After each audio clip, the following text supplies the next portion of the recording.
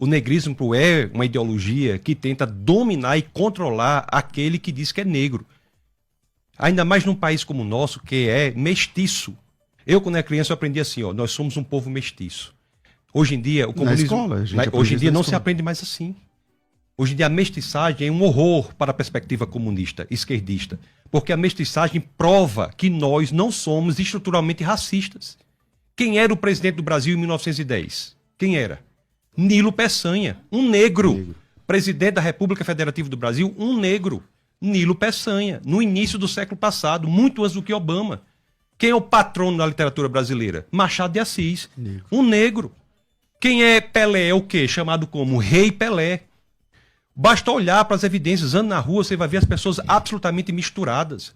Se nós fizermos qualquer exame aqui de genético, nós vamos ver que temos uma mistura belíssima e essa perspectiva está sendo perdida, atacada de forma feroz pelo comunismo para dividir as pessoas. Não há racismo estrutural no Brasil, pode haver racistas, mas racismo, o Brasil deu uma solução pacífica à tensão racial pela mestiçagem. E é isso que nós devemos defender. Defender que temos a solução. A esquerda não. O comunismo quer promover o crescimento da tensão. E tem outra coisa também que tem que ser dita. No IBGE, que passou agora recentemente, quando você vai marcar lá, você marca o quê? Quem é mestiço? Marca o quê? Por que o IBGE não tem mestiço? Tem pardo. E por que que o comunismo, a esquerda, quando quer considerar que você tem 50, 60, 70, 80% de negros no Brasil, você soma negros e pardos. E quando você quer considerar que só tem 8% de negros, você separa. Se você vai dizer que qual é a porcentagem de negros... Depende da pauta, né? Qual é a população carcerária de negros no Brasil? Somam-se negros e pardos. E quem é pardo? Pardo é mestiço, por exemplo, de brasileiro com japonês. Não, eu no meu registro sou pardo. Pardo. Então você será considerado para a população negra carcerária e será desconsiderado para a população negra na alta administração federal, por exemplo. É claro. Vá para o Brasil profundo, vá para o Brasil real, vá lá no sertão do Nordeste, vê se tem essa pauta negrista, racista, feminista, indigenista. O Brasil real não tem isso, o Brasil verdadeiro não tem isso. Isso é neocolonização ideológica para dominar o povo. A mesma coisa a mulher. A mulher não é feminista. Quem gosta do feminismo é a feminista, não a mulher. Quem gosta do indigenismo é o indigenista, não o índio.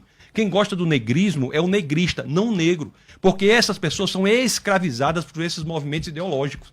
E escravizadas é interessante por um método que é criado pela Escola de Frankfurt e pela filosofia do século XX, notadamente por Wittgenstein no Tractatus, na proposição 7, quando ele diz sobre o que não se pode falar, deve-se calar, wovon man nicht sprechen kann, darüber muss man schweigen, sobre o que não se pode falar, deve-se calar, pelo método da linguagem. É por isso que tem pessoas hoje que, como o próprio professor falou, disse, eu não tenho coragem de falar essa palavra. Como é que nós estamos abrindo mão da nossa autonomia linguística? Por que há palavras que você não pode dizer? Estão acabando a linguagem, porque da forma que nós falamos, nós pensamos. Da forma que nós pensamos, nós agimos. Então essas pessoas são colocadas nesses grupos ideológicos para terem sua linguagem controlada e, portanto, terem o seu pensamento controlado. Tem várias palavras que não se pode falar hoje. Você não sabe mais nem o que é mulher. O que é mulher? Ninguém sabe dizer. Quanto mais o que é normal, quanto mais o que é verdade, quanto mais o que é qualquer coisa, não se sabe dizer. O movimento LGBTista, por exemplo, tem em sua sigla a letra Q, que significa queer. Qual é o significado de queer? Ninguém sabe. É uma palavra cuja definição não é definível. Isso é para atacar ferozmente a capacidade linguística da população e, portanto, a capacidade de pensamento. O homossexual é vítima do LGBTismo. Considera a situação do ex-deputado federal, hoje já falecido, o senhor Clodovil Hernandes. Colocava sua opinião independente, notadamente homossexual, colocava sua opinião independente e era fortemente atacado pelos demais. Então nós temos que ver isso. As crianças estão sendo destruídas também por essas mesmas pautas. A diferença que tem, quando é que se sabe que é loucura e que não é? Nas evidências. Nas evidências. Vamos para as evidências. A escravidão. A escravidão é uma coisa horrível. Extirpa a dignidade do ser humano. Mas a escravidão não tem nada a ver com questão racial, não. O nome escravo, pastor, vem de eslavo. O nome escravo vem de eslavo. Mas aqui no Brasil não tem escravidão branca, irmão. Então vamos fazer pagamento histórico. Os piratas do norte da África. Eu vou passar o tempo. Deixa eu só tempo aqui. Os piratas da Berbéria, do norte da África, escravizavam portugueses do século XV ao XVIII, os portugueses que vieram para o Brasil. Então vamos fazer o regresso histórico. Vamos agora... Mas aqui no Brasil não tinha escravo. Não foram os portugueses que fizeram? Não é a regressão histórica? Então vamos buscar agora dos portugueses que foram escravizados pelos piratas da Berbéria, do norte da África. Vamos cobrar lá dos muçulmanos do norte da África essa compensação histórica. Então vamos lá, Pastor Paulo. O senhor também?